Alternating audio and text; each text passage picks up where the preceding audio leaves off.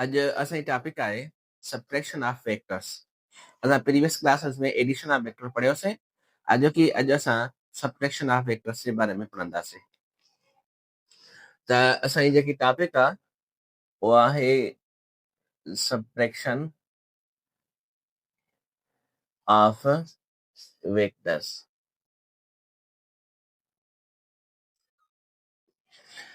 Subtraction of vector छाखे चइबो आहे? The addition of a reciprocal of second vector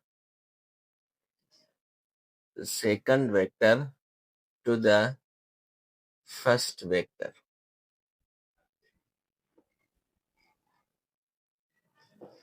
अच्छा ॾिसो था, डेफिनेशन मुताबिक त सब्ट्रैक्शन असल में एडिशन ही आहे। सब्ट्रैक्शन जेकी आहे, ॾिसो सब्ट्रैक्शन जेकी आहे उहा एडिशन आहे, ठीकु है। अच्छा उन में असीं छा कंदासीं? उन में असीं एडिशन कंदासीं रेसिप्रोकल ऑफ सेकंड वेक्टर। जेको वेक्टर असीं कट कयूं था उन वेक्टर जो रेसिप्रोकल असां पहिरें वेक्टर सां जोड़ कंदासीं। त इन तरीक़े खे, इन प्रोसेस खे असीं चऊं था त इहा सब्ट्रैक्शन ऑफ वेक्टर आहे, ठीकु है। अच्छा कीअं? जेकर ॾिसो ग्राफिकली, जेकर ही हिकिड़ो ए वेक्टर आहे ऐं ॿियो ही बी वेक्टर आहे, ठीकु आहे। असां एडिशन कीअं कंदा आहियूं? असां एडिशन कंदा आहियूं by head to tail rule मुताबिक ए ऐं बी खे, बी जो टेल खणी ए जे हेड ते रखंदा। एडिशन कीअं कंदा आहियूं? असांखे एडिशन थी वेंदी आहे, ही आर वेक्टर आहे ऐं इहो बराबरि हूंदो आहे ए प्लस में बी जे, ठीकु आहे न। सब्ट्रैक्शन जो मतलब छा आहे? सब्ट्रैक्शन मतलब इहो आहे, तव्हां वेक्टर ए जो रेसिप्रोकल ठाहियो। सपोज टू बी हिकिड़ो मां ए वेक्टर लिखां थो, ही ए वेक्टर आहे ऐं ही आहे बी वेक्टर। अच्छा हिन ए ऐं बी वेक्टर जे विच में जेकी एंगल ठहे थी उहा आहे थीटा। अच्छा कट जो मतलब छा आहे? त मां हिन बी जो रेसिप्रोकल वेक्टर ठाहियां थो। त बी जो जेको रेसिप्रोकल वेक्टर आहे उहो तव्हांखे थी वेंदो ही माइनस में बी आहे, ठीकु आहे। माना ही तव्हांखे रेसिप्रोकल थी वियो। अच्छा जेकर हाणे तव्हां ॾिसो था, ॾिसो त जॾहिं ए ऐं बी वेक्टर जे विच में जेकी एंगल आहे उहा आहे थीटा, त ए ऐं माइनस बी वेक्टर जे विच में एंगल छाजे बराबरि थी वेंदी? वरी ॾिसो हाणे इहा वरी थोरो गौर कयो हिनखे। जेकर ए ऐं बी जे विच में एंगल आहे थीटा, त इहो ॿुधायो त ए ऐं माइनस बी जे विच में एंगल छाजे बराबरि थींदी? हाणे मूंखे इहो ॿुधाइजो त हीउ जेको बी वेक्टर आहे इहो केतिरो फ्लिप थियो आहे? इहो फ्लिप थियो आहे 180। घणो फ्लिप थियो आहे? 180 डिग्री फ्लिप थियो आहे। हाणे मूंखे इहो ॿुधायो त वेक्टर ए ऐं माइनस बी जे विच में केतिरी एंगल आहे? थीटा प्लस में 180। त हाणे ए एंगल बिटवीन ए ऐं माइनस बी जे विच में जेको वेक्टर ए ऐं माइनस बी जे विच में जेकी एंगल आहे उहा आहे 180 ऐं प्लस में थीटा आहे, ठीकु है। अच्छा हाणे जेकर analytically difference of two vectors मालूम कयो था त उहो तव्हां कीअं थींदो? अच्छा जेकर डिफरेंस ऑफ टू वेक्टर मालूम कयो, मैग्नीट्यूड ऑफ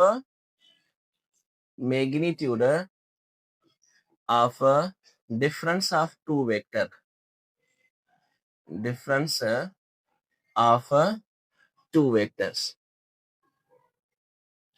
वो तव्हांखे छाजे बराबरि थी वेंदो? वो बराबरि थी वेंदो त आर जेको रिज़ल्टेंट आहे, ही जेको आर आहे उहो रिज़ल्टेंट आहे ऐं उहो छाजे बराबरि थींदो? ए माइनस में बी जे ऐं उन खां बाद में अंडर रेडिकल। अच्छा असीं पढ़ी चुका आहियूं ए स्क्वायर प्लस में बी स्क्वायर प्लस में 2ab ऐं कॉस। अच्छा हाणे मूंखे इहो ॿुधायो त असां रिज़ल्टेंट मालूम कयूं था कंहिंजे विच में? ए ऐं माइनस बी जे विच में रिज़ल्टेंट आहे। त यानी जॾहिं असां वेक्टर खे सब्ट्रैक्ट कयो आहे, यानी ए ऐं हे माइनस बी आहे, हाणे ए ऐं माइनस बी जो मैग्नीट्यूड केतिरो आहे? यानी असांखे मालूम छा करिणो आहे त ए माइनस में बी जो मैग्नीट्यूड छाजे बराबरि आहे। त पोइ जेको रिज़ल्टेंट जो मैग्नीट्यूड आहे उहो ए माइनस में बी आहे ऐं under radical a square plus b square plus में 2ab। अच्छा कास। अच्छा हाणे ॾिसो त तव्हां ए ऐं माइनस बी जे विच में घणी एंगल आहे? 180 प्लस में थीटा आहे। त तव्हां छा रखंदव? एतिरे 180 प्लस में थीटा रखंदव। अच्छा हिनखे जेका सिंप्लीफाई कंदव, सिंप्लीफिकेशन खां बाद में तव्हांखे जेको रिज़ल्ट मिलंदो उहो रिज़ल्ट मिलंदो तव्हांखे under radical a square plus में बी स्क्वायर माइनस में 2ab ऐं cos थीटा जे। अच्छा छो ये सॉरी हिते अची वई माइनस साइन, हिते छा अची वई, हिते अची वियो तव्हांखे माइनस साइन, माइनस साइन छाजे करे अचे थो त ही जेकी कास 180 प्लस में थीटा है इहो बराबर हूंदो आहे माइनस में कास थीटा जे। ठीकु आहे, यादि कयव, सम्झव न ॻाल्हि खे, त कास 180 प्लस में थीटा जेको आहे उहो बराबर हूंदो आहे माइनस कास थीटा जे। इन जे करे कास 180 प्लस में थीटा खे असीं छा लिखियोसीं, माइनस कास थीटा, पोइ माइनस प्लस माइनस थी वई, इन जे करे छा अची वई तव्हांखे माइनस साइन अची वई। ठीकु आहे, हाणे जॾहिं बि तव्हां ॿ वेक्टर तव्हां सब्ट्रैक्ट कयो था ऐं उन्हनि जो उन सब्ट्रैक्शन जे रिज़ल्टनि जो उन डिफरेंस जे रिज़ल्टनि जो मैग्नीट्यूड मालूम कंदव त उहो मैग्नीट्यूड तव्हांखे मालूम थींदो ए स्क्वायर प्लस में बी स्क्वायर माइनस में 2ab ऐं cos थीटा जे। ठीकु आहे, अच्छा उन खां बाद में अच्छा जेकॾहिं हिनखे ग्राफिकली तव्हां ॾिसो लिखो, ग्राफिकल लिखो त ही छा आहे तव्हांखे, ही तव्हांखे आहे ए वेक्टर। अच्छा हिन में बी बि लिखी छॾियो, ही तव्हांखे आहे बी वेक्टर। असीं छा था कयूं, हिन बी जो रेसिप्रोकल था ठाहियूं न, हिन रेसिप्रोकल छा थींदो, रेसिप्रोकल थींदो तव्हांखे ही माइनस में बी वेक्टर आहे। ठीकु आहे, माइनस में बी वेक्टर आहे। हाणे ही छा थी वेंदो, ही तव्हांखे थींदो रिज़ल्टेंट। अच्छा हाणे ही छा जो रिज़ल्टेंट आहे, ही रिज़ल्टेंट जो मैग्नीट्यूड असां मालूम कयूं था ए माइनस में बी जो, ही ए माइनस में बी आहे। अच्छा त ही छा हुयो, ही वेक्टर ए आहे ऐं ही त वेक्टर बी आहे, त ही छा थींदो वेक्टर माइनस बी, छो त उनजे उन 180 डिग्री फ्लिप थी वेंदो, इन करे असां छा कंदासीं माइनस में बी वेक्टर आहे ऐं उन में एड कयो आहे बाय हेड टेल रूल मुताबिक़, त असांखे ए ऐं प्लस में छा थी वियो माइनस बी थी वियो, त हीअ असांखे रिज़ल्टेंट मिलियो। अच्छा ही जेको रिज़ल्टेंट आहे, रिज़ल्टेंट जो मैग्नीट्यूड इहो असां हिन फार्मूले सां मालूम कंदासीं। ठीकु, अच्छा उन खां बाद में जेका तव्हां डायरेक्शन ऑफ रिज़ल्टेंट ॾिसो, डायरेक्शन ऑफ रिज़ल्टेंट ॾिसंदव त डायरेक्शन ऑफ रिज़ल्टेंट असीं एडिशन में छा पढ़ी आयासीं, असां एडिशन में पढ़ियोसीं त B sine tan inverse B sine theta ऐं असां पढ़ियोसीं ए प्लस में बी कॉस थीटा। ठीकु आहे, हीअ असां पढ़ियोसीं डायरेक्शन ऑफ रिज़ल्टेंट जॾहिं उनजी ॿिनि वेक्टरनि जी एडिशन पई थी। हाणे हिन में छा थी आहे, सब्ट्रैक्शन थी आहे, इन करे जेको डायरेक्शन आहे उन में थोरी तब्दीली अची वेंदी, ही जेको ईंदो माइनस साइन अची वेंदी, बी साइन थीटा ए माइनस में बी कॉस थीटा थी वेंदो, इनखे शइ खे यादि कजो। अच्छा एडिशन में छा हुयो, ए प्लस में कास बी साइन थीटा, ए प्लस में कास थीटा हुयो, त सब्ट्रैक्शन में छा थींदो, उहो थींदो तव्हांखे बी साइन थीटा ए माइनस में कॉस थीटा थी वेंदो। ठीकु आहे, यादि रखिजो सब्ट्रैक्शन में माइनस साइन ईंदी। अच्छा उन खां पोइ जेकॾहिं मां तव्हांखे चवां त two vectors of magnitude 3 centimetre and 4 centimeter having a angle between them is a 60 degree. The resultant of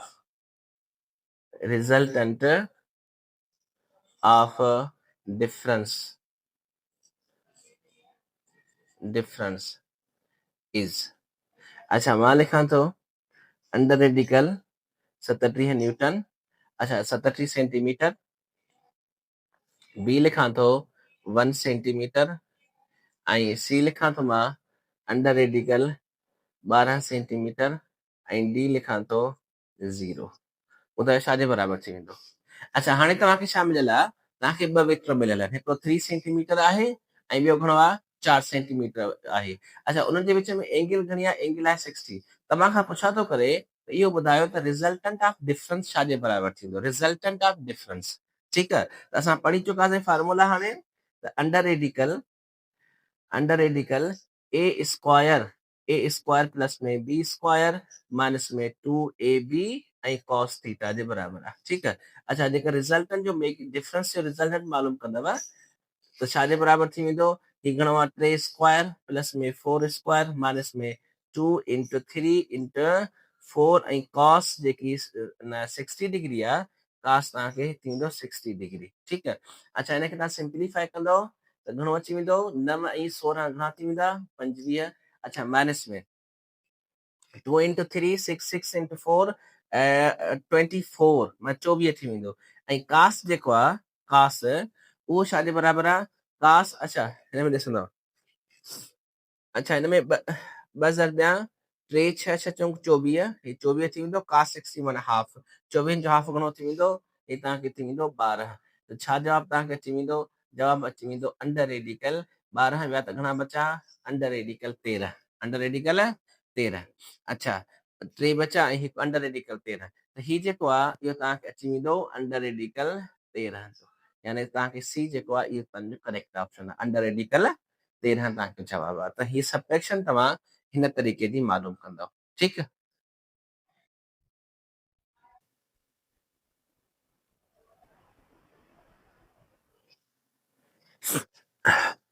अच्छा जेकर हिन सबट्रैक्शन में केस ॾिसो अच्छा त सबट्रैक्शन जो जेको रिज़ल्टेंट आहे उहो छाजे बराबरि आहे उहो बराबरि आहे under radical a square plus में बी स्क्वायर माइनस में 2ab cos थीटा। अच्छा जेको डायरेक्शन ऑफ रिजल्टेंट आहे उहो आहे tan inverse B sine theta upon a minus में बी cos थीटा आहे ठीकु आहे। अच्छा जेकर तव्हां केसिस कयो था त केसिस छाजे बराबरि थी वेंदा। अच्छा नंबर 1 आहे केस नंबर 1 आहे। अच्छा if magnitude of vector a and b are equal।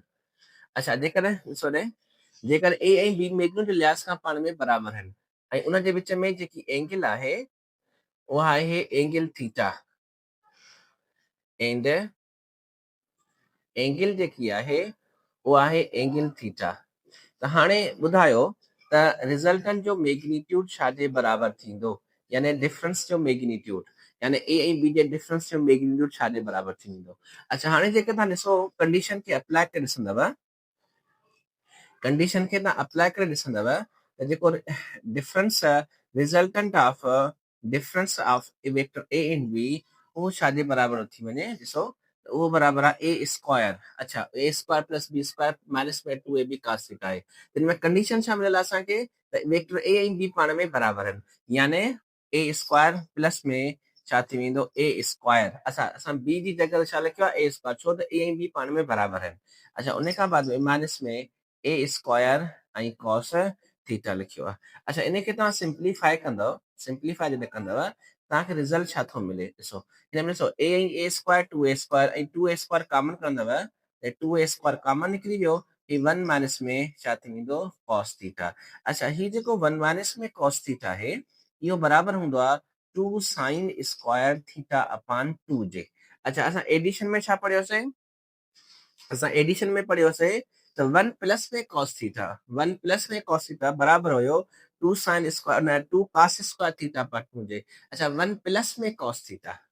अच्छा असां छा पढ़ियोसीं असां एडिशन में इहो पढ़ियोसीं त 1 प्लस में cos थीटा उहो छाजे बराबरि हो उहो बराबरि हो 2 cos स्क्वायर थीटा अपन 2 जे ऐं हिकिड़े छा आहे 1 माइनस में cos थीटा इन जे करे ही 1 माइनस cos थीटा छाजे बराबरि थी वेंदो 2 साइन स्क्वायर थीटा अपन 2 जे। अच्छा जेकर तव्हां हिनखे रखी करे हल कंदव तव्हांखे जेको जवाबु मिलंदो उहो रिज़ल्टेंट जो मैग्नीट्यूड जेको आहे यानी डिफरेंस जो मैग्नीट्यूड जेको आहे उहो तव्हांखे छाजे बराबरि मिली वेंदो उहो मिलंदो 2a साइन थीटा अपॉन 2 जे 2a साइन थीटा अपॉन 2 जे तव्हां हिनखे यादि रखणो आहे ठीकु आहे। त यानी जेकर ॿ वेक्टर पाण में इक्वल मैग्नीट्यूड आहिनि ऐं उनजे विच में एंगल थीटा आहे त उनजो डिफरेंस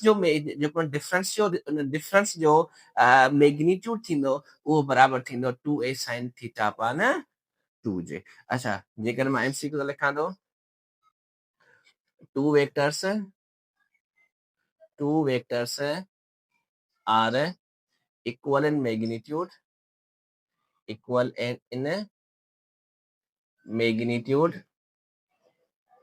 and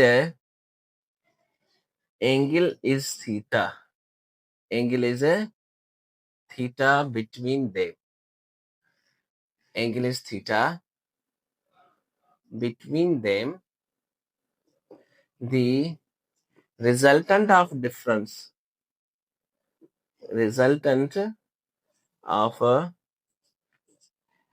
difference is, अच्छा नंबर ए मां लिखा तो अंडर इंडिकल 2a या बी मां लिखा तो a प्लस में b या a माइनस में b लिखो, सी मां लिखा तो 2a sine theta upon 2j ऐं डी मां लिखा तो 2a cos theta upon 2j। अच्छा ॿुधायो छाजे बराबर थींदो, जेकर ॿ वेक्टर पाण में इक्वल मैग्नीट्यूड आहिनि ऐं उन्हनि जे विच में एंगल जेकी आहे थीटा आहे, त इहो ॿुधायो त उनजे डिफरेंस जो रिजल्टेंट जो मैग्नीट्यूड छाजे बराबर थींदो, उहो हाणे तव्हां पढ़ी चुकव, उहो बराबर आहे 2a sin theta upon 2j। अच्छा ॿियो मां एमसीक्यू ॾियां थो, two vectors of magnitude 5 centimeter each, having angle between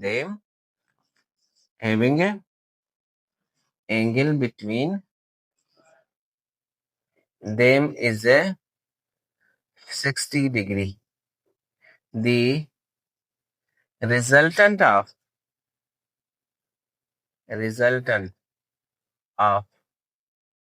difference is, अच्छा मां तव्हांखे ऑप्शन ॾियां थो 5 सेंटीमीटर, बी मां तव्हांखे ॾियां थो 20 सेंटीमीटर, सी ॾियां थो मां तव्हांखे 10 सेंटीमीटर ऐं डी तव्हांखे ॾियां थो 15 सेंटीमीटर। हाणे मूंखे इहो ॿुधायो त छा थींदो। अच्छा ॿ वेक्टर जेके आहिनि उहे इक्वल मैग्नीट्यूड आहिनि, माना हर कंहिंजो मैग्नीट्यूड घणो आहे 5 सेंटीमीटर आहे। अच्छा उनजे विच में एंगल घणी आहे, उनजे विच में एंगल जेकी आहे उहा एंगल आहे 60 डिग्री। अच्छा हाणे इहो ॿुधायो त उनजे डिफरेंस जो रिजल्टेंट जो मैग्नीट्यूड छाजे बराबर थींदो। अच्छा हाणे जेकर तव्हां करे चुका आहियो त उनजे डिफरेंस जो जेको मैग्नीट्यूड आहे a माइनस में b ऐं उहो बराबर छाजे आहे, उहो बराबर आहे 2 sin theta upon 2j, 2 sin theta upon 2j। अच्छा त मैग्नीट्यूड केतिरो आहे, मैग्नीट्यूड आहे 5, 2 into 5 ऐं cos घणो आहे, cos आहे 60 अपान 2 आहे, त ही 10 थी वेंदो ऐं cos 60 अपान 2 30 थी वेंदो। अच्छा sin जेको आहे sin 60 अपान 2 आहे, sin 60 अपान 2 त छा थींदो, sin 30 थी वेंदो ऐं sin 30 जेको आहे उहो बराबर छाजे आहे, उहो 1 अपान 2 जे, जवाब छा तव्हांखे अची वेंदो 5 सेंटीमीटर। ही तव्हांखे जवाब अची वियो 5 सेंटीमीटर। ठीकु आहे, त अहिड़े तरीक़े जा तव्हां हिनखे हिसाबु कंदव। अच्छा उन खां पोइ आहे इन केस में जेका डायरेक्शन ऑफ रिजल्टेंट ॾिसो, डायरेक्शन ऑफ रिजल्टेंट।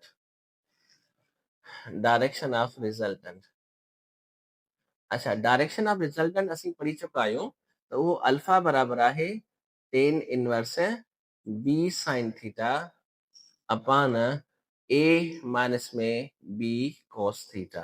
अच्छा कंडीशन छा असां पढ़ी आहे, कंडीशन इहा आहे त ॿ वेक्टर इक्वल एंड मैग्नीट्यूड आहिनि।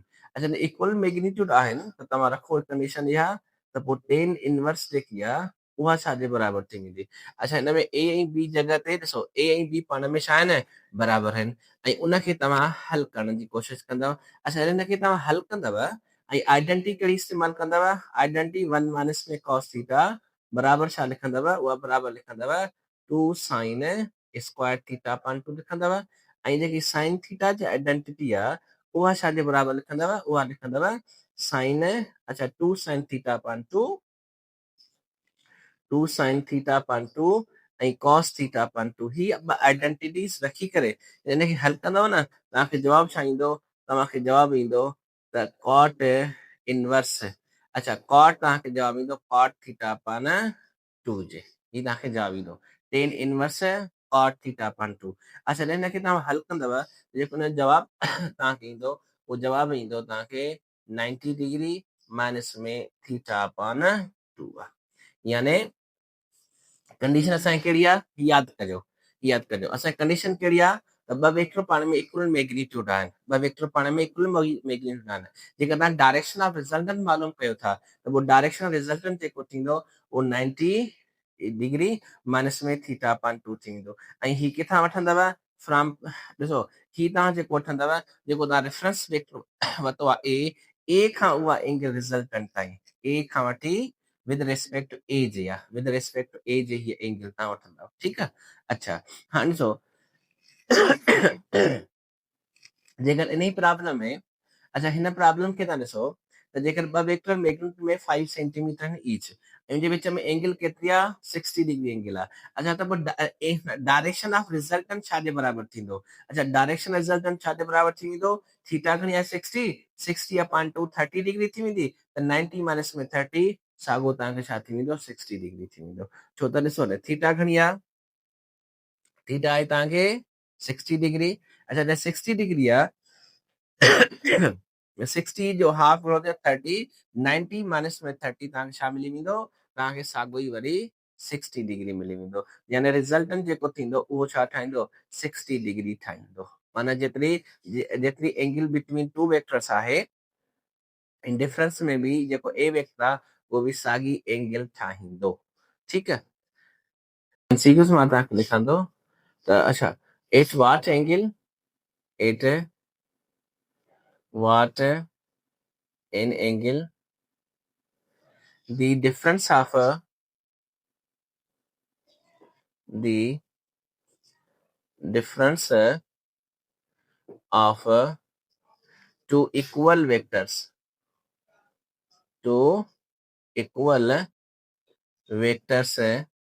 is equal to one vector is equal to one vector अच्छा मां ऑप्शन ॾियां थो 60 डिग्री बी मां तव्हांखे ॾियां थो 30 डिग्री सी आहे 90 डिग्री डी आहे 120 डिग्री हाणे मूंखे इहो ॿुधायो त इहो ॿुधायो त कहिड़ी एंगल ते डिफरेंस बिटवीन टू वेक्टर्स जो उहो इक्वल थींदो ॾिसो at what angle difference of two equal vector magnitude of difference of it what angle the magnitude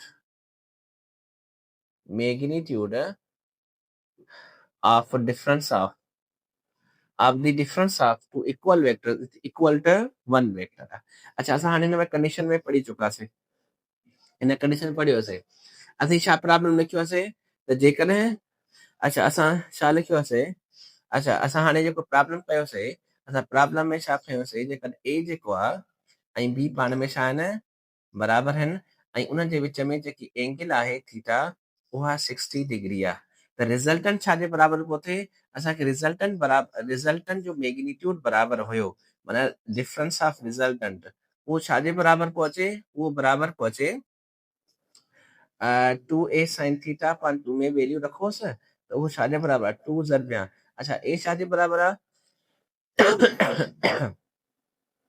ए बराबरि आहे 5 ऐं साइन छा आहे साइन आहे 60 डिग्री डिवाइड बाय 2 ऐं साइन 60 अपॉन 2 इहो थींदो 30 ऐं साइन 30 जेको आहे इहो 1 अपॉन 2 जे बराबरि मां 2 2 कैंसिल थी वियो तव्हांखे छा थी वियो 5 सेंटीमीटर जे बराबरि अची वियो अच्छा असां छा कयोसीं कंडीशन असां खयोंसीं त ए ऐं बी जेके ॿई वेक्टर आहिनि उहे 5 सेंटीमीटर्स जा ॿ वेक्टर्स आहिनि ऐं उनजे विच में एंगल घणी आहे 60 डिग्री आहे असां रिज़ल्टेंट मालूम कयूं बाद असांखे साॻियो 5 सेंटीमीटर में मिले हाणे तव्हां छा ॾिठो त जेकॾहिं ॿिनि इक्वल वेक्टरनि जे विच में एंगल 60 डिग्री आहे त जेको उनजो डिफरेंस जो मैग्नीट्यूड आहे उहो बि उनजे छा थींदो बराबरि थींदो इन करे एंगल तव्हांखे अची वई 60 डिग्री तव्हांखे एंगल अची वई if two vectors are equal in magnitude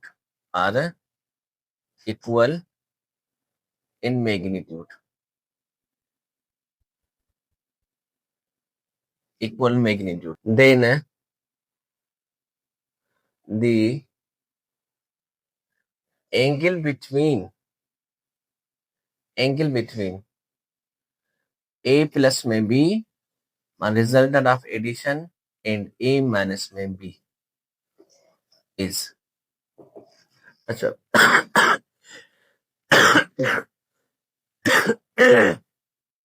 मां लिखां थो 30 डिग्री बी लिखां थो 60 डिग्री ऐं सी लिखां थो मां तव्हांखे 90 डिग्री ऐं डी लिखां थो 120 डिग्री।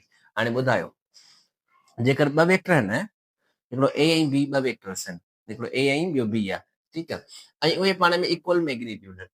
हाणे इहो ॿुधायो त उनजे एडिशन माना ए प्लस में B resultant vector A plus में बी ऐं ए माइनस में बी में एंगल छा थींदी, माना जेको उनजो एडिशन जो रिज़ल्टेंट आहे उनजो सब्ट्रैक्शन जेको रिज़ल्टेंट आहे उनजे विच में एंगल छा जे बराबरि थी वेंदी। अच्छा, जेकॾहिं तव्हां हे ॾिसंदव त ही तव्हांखे आहे, सपोज कयो त हिकु ए वेक्टर आहे ऐं ही जेको आहे इहो बी वेक्टर आहे ऐं इहे ॿई पाण में इक्वल मैग्नीट्यूड आहिनि, यानी कंडीशन छा असांखे मिलियल आहे, कंडीशन इहा मिलियल आहे त ए ऐं बी पाण में इक्वल मैग्नीट्यूड आहिनि, ठीकु आहे। अच्छा, त पोइ ही छा थी वेंदो, ही तव्हांखे थी वेंदो रिज़ल्टेंट, ही आर जो रिज़ल्टेंट आहे ऐं इहो बराबरि थींदो ए प्लस में बी जे, ए प्लस में बी जे। अच्छा, जेकॾहिं तव्हां हिन रेसिप्रोकल ऑफ बी मालूम कयो था, ही रेसिप्रोकल आहे, यानी ही माइनस में छा थी वेंदो, हे माइनस में बी आहे, त ही छा थी वेंदो तव्हांखे रिज़ल्टेंट जेको बराबरि थी वेंदो, माइनस में बी आहे, हे रिज़ल्टेंट आहे ऐं ही रिज़ल्टेंट छा जे बराबरि थींदो, आर जेको आहे इहो आहे ए माइनस में बी जे। हाणे मूंखे इहो ॿुधायो त सिस्टमेटिकली बि तव्हांखे घणी एंगल नज़र अचे थी, एंगल जेकी हिन जे विच में हूंदी आहे, हिन जे विच में एंगल हूंदी आहे 90 डिग्री जे, छाजे बराबरि हूंदा, 90 डिग्री जे। अच्छा, त कंडीशन यादि रखिजो त जेकर ॿ वेक्टर ए बराबरि बी जे आहे, ए बराबरि बी जे आहे, त उनजे एडिशन जे रिज़ल्ट, सम जे रिज़ल्टेंट ऐं डिफरेंस जे रिज़ल्टेंट जे विच में जेकी एंगल थींदी आहे उहा एंगल थींदी आहे छाजे, 90 डिग्री जे बराबरि, ठीकु आहे। अच्छा, इहा डिग्री जेकी आहे तव्हां आराम सां मालूम करे सघो था, आराम सां मालूम करे वेंदव, ऐं इहो छा सां मालूम कंदा आहियो, उहा मालूम कंदव तव्हां डॉट प्रोडक्ट सां हिनजी एंगल बि कढी सघो था, असां डॉट प्रोडक्ट कईसीं उन मां तव्हांखे हिनजी एंगल में ज़रूरु कढाईंदो आहे, ठीकु आहे। अच्छा, उन खां पोइ आहे केस नंबर 2, केस नंबर 2 आहे। अच्छा, केस नंबर 2 में छा आहे त इफ मैग्नीट्यूड ऑफ वेक्टर ए बराबरि आहे मैग्नीट्यूड ऑफ वेक्टर बी आहे ऐं उनजे विच में एंगल जेकी थीटा आहे उहा थीटा आहे 0 डिग्री, यानी ॿ वेक्टर जेके आहिनि इक्वल पैरेलल आहिनि, माना equal vector, so equal vector definition बि इहा हूंदी आहे, अहिड़ा वेक्टर जंहिंजो मैग्नीट्यूड ऐं डायरेक्शन छा हुजे, सेम हुजे, माना ॿ इक्वल वेक्टर्स आहिनि। त इहो ॿुधायो जेको डिफरेंस थींदो, डिफरेंस जो मैग्नीट्यूड थींदो उहो छा जे बराबरि थी वेंदो। अच्छा, त ही ए ऐं बी पाण बराबरि आहिनि, ए स्क्वायर प्लस में ही बी आहे त उहो ए स्क्वायर थींदो, माइनस में छा थींदो, ए स्क्वायर ऐं कॉस छा थी वेंदो, कॉस तव्हांखे थी वेंदो 0 डिग्री। अच्छा, जेके हिनखे सिंप्लीफाई कंदव तव्हांखे जेको जवाबु ईंदो उहो जवाबु ईंदो तव्हांखे 0 जे बराबरि। छो, या ही सिंप्लीफिकेशन ॾिसो, या ही फार्मूलो इस्तेमालु कयो या ही फार्मूलो इस्तेमालु कयो, असीं पढ़ी चुका आहियूं न त जॾहिं ॿ वेक्टर हुजनि त जेको रिज़ल्टेंट जो डिफरेंस जे रिज़ल्टेंट जो मैग्नीट्यूड आहे उहो 2a sin थीटा अपॉन 2 जे बराबरि आहे, पढ़ियो आहे।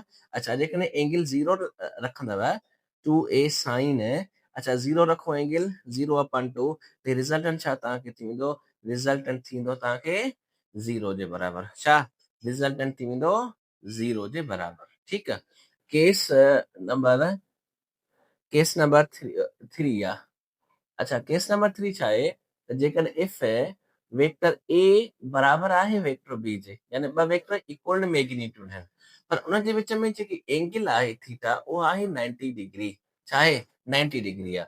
अच्छा, जेकॾहिं रिज़ल्टेंट जो डिफरेंस जो रिज़ल्टेंट मालूम कंदव तव्हां त उहो छाजे बराबरि थी वेंदो, उहो बराबरि थींदो ए स्क्वायर प्लस में बी स्क्वायर ऐं माइनस में 2ab ऐं कॉस छा थी वेंदो, कॉस थी वेंदो 90 डिग्री। अच्छा, कॉस 90 डिग्री बराबरि हूंदा 0 जे। अच्छा, इनखे जेकॾहिं डिफरेंस जो मैग्नीट्यूड मालूम कंदव त उहो तव्हांखे अची वेंदो छा ते, ए स्क्वायर प्लस में बी स्क्वायर, ए स्क्वायर प्लस में बी स्क्वायर अची वेंदो, ठीकु आहे। अच्छा, उन खां पोइ जेको डायरेक्शन थींदो अल्फा, उहो अल्फा तव्हांखे थी वेंदो टेन इनवर्स तव्हांखे B sine theta upon the cos theta, त अच्छा साइन 90 त थींदो आहे 1 जे। अच्छा, ॾिसो दे बी साइन थीटा ऐं अपॉन थी वेंदो ए माइनस में बी ऐं ओ थी वेंदो कॉस थीटा। अच्छा, साइन 90 बराबरि 1 जे आहे त थी वेंदो हिते बचंदो बी। अच्छा, कॉस 90 थी वेंदो 0, त जेको अल्फा ईंदो उहो अल्फा तव्हांखे ईंदो टेन इनवर्स बी अपॉन ए, माना डायरेक्शन ऑफ रिजल्टेंट तव्हांखे थी वेंदो b अपॉन a जे बराबर। अच्छा हाणे हिकिड़ो मूंखे MCQ ॿुधायो त at what angle the magnitude of difference the magnitude of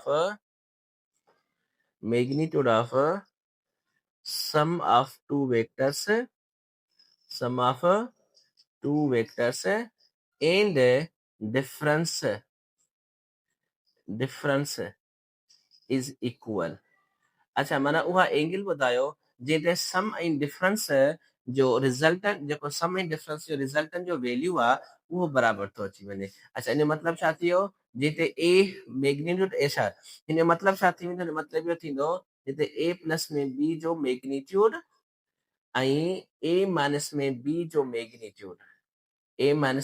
magnitude पाण में छा था अचनि बराबर था अचनि इहा माना एंगल ॿुधायो। अच्छा उहा एंगल कहिड़ी आहे ए मां लिखां थो 60 डिग्री बी मां लिखां थो 30 डिग्री ऐं सी मां लिखां थो 90 डिग्री ऐं डी लिखां थो 120 डिग्री छा थी वेंदो 90 डिग्री। यानी जेकर ॿिनि वेक्टरनि जे विच में एंगल 90 डिग्री आहे त उन ते उन्हनि वेक्टरनि जो सम ऐं उनजो डिफरेंस जो मैग्नीट्यूड पाण में बराबर थी वेंदो ठीकु आहे। अच्छा पोइ हिनखे तव्हां हीअं बि लिखी सघो था जेका सपोज टू बी वट ॿ वेक्टर आहिनि जेके परपेंडिकुलर सपोज कयो था हिकिड़ो ए वेक्टर आहे ॿ वेक्टर्स आहिनि हिकिड़ो आहे ए वेक्टर ऐं ॿियो छा आहे बी वेक्टर आहे इहे पाण में छा आहिनि परपेंडिकुलर इन जो रिज़ल्टेंट जेको आहे उहो छा थी वेंदो हीउ रिज़ल्टेंट आहे ऐं उहो बराबरि आहे ए प्लस में बी जे।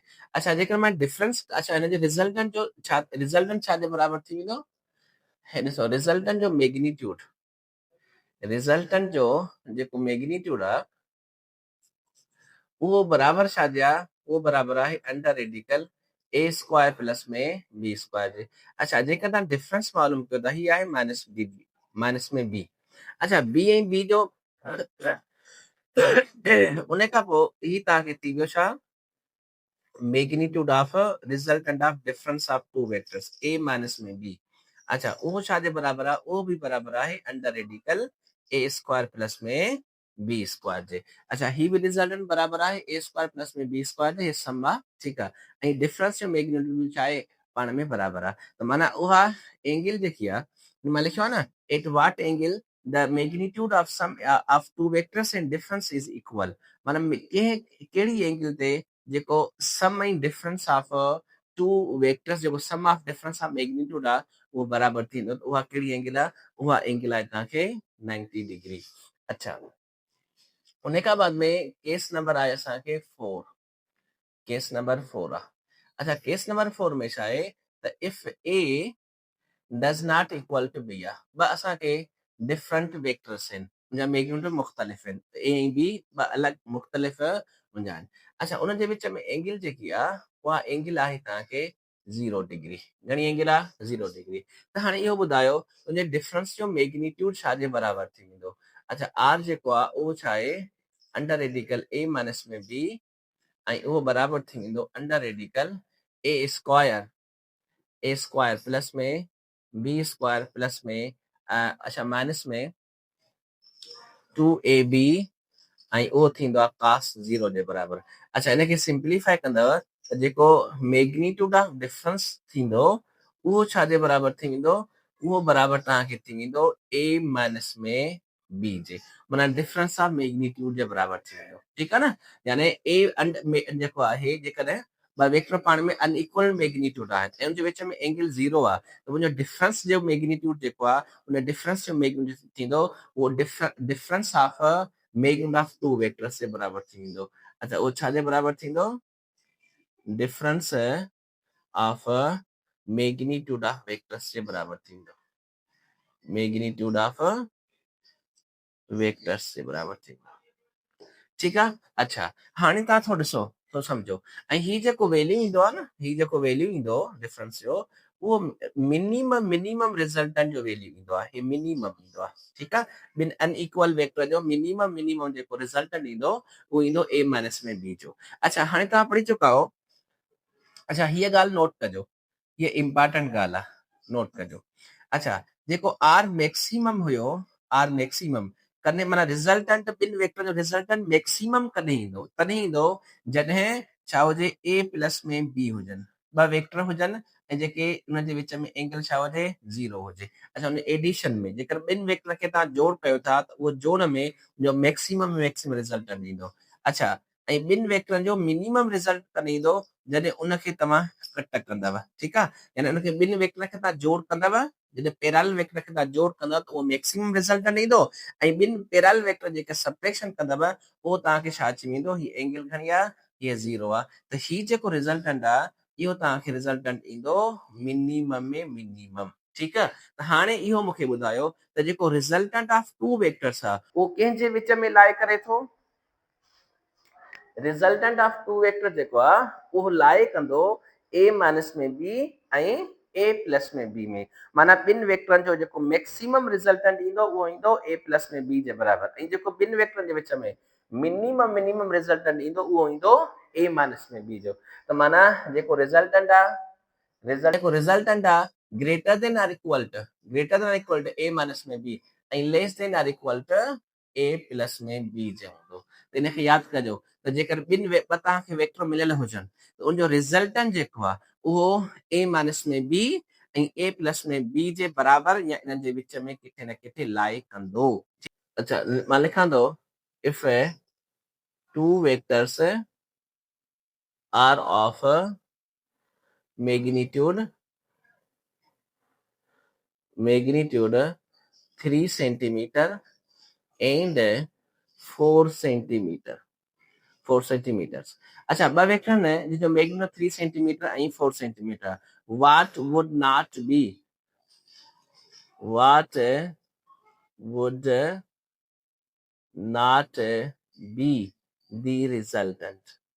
the resultant।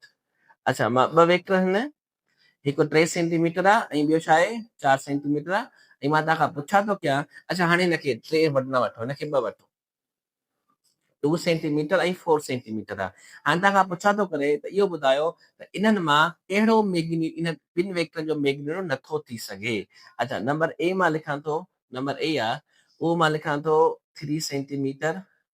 अच्छा मां बी लिखां थो तव्हांखे 4 सेंटीमीटर ऐं इन सी लिखां थो 2 सेंटीमीटर ऐं डी मां लिखां थो 1 सेंटीमीटर। हाणे मूंखे इहो ॿुधायो त जेकॾहिं ॿ वेक्टर हुजनि, हिकिड़ो 2 सेंटीमीटर ऐं ॿियो 4 सेंटीमीटर, हाणे मां तव्हां खां इहो पुछा थो कयां त इन्हनि ॿिनि हिकिड़ो 2 वेक्टर हिकिड़ो 2 सेंटीमीटर आहे ॿियो 4 सेंटीमीटर आहे, इन्हनि जो कहिड़ो मैग्नीट्यूड नथो थी सघे। अच्छा असां छा पढ़ियो आहे त मैग्नीट्यूड जेको आहे जेको लाइ छा कंदो, मैक्सिमम जेकॾहिं मैग्नीट्यूड ईंदो, रिज़ल्ट जो मैक्सिमम मैग्नीट्यूड उहो छाजे बराबरि हूंदो आहे, उहो हूंदो आहे a प्लस में b जे, यानी a छा आहे 2 प्लस में 4 गुणो थी वेंदो 8 सेंटीमीटर आहे। अच्छा 6 सेंटीमीटर थी वेंदो 6 सेंटीमीटर।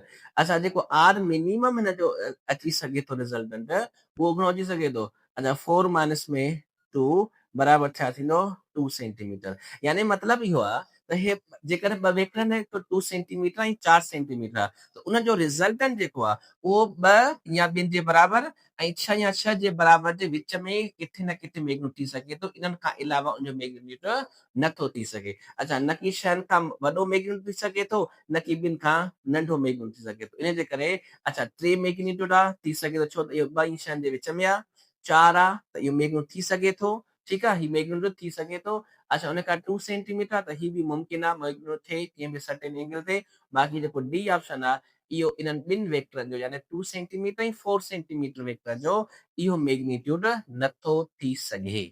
त अहिड़े तरीक़े सां जेकर तव्हांखे 2 वेक्टर मिलियल हुजनि ऐं तव्हां खां पुछा करे त इन ॿिनि वेक्टर जो मैग्नीट्यूड कहिड़ो नथो थी सघे त पोइ उनखे जोड़ कयो, उन खां पोइ उनखे कट कयो। हाणे उहो जेको जोड़ो ईंदो ऐं कट जेको तव्हां कजो त उनजे बराबरि या उनजे विच में किथे न किथे मैग्नीट्यूड अची सघे थो, या उन्हनि खां उनजी लिमिट खां अबव a प्लस में b खां मथे नथो अची सघे, a माइनस में b खां घटि बि नथो अची सघे। ठीकु आहे, इन शइ खे यादि रखो।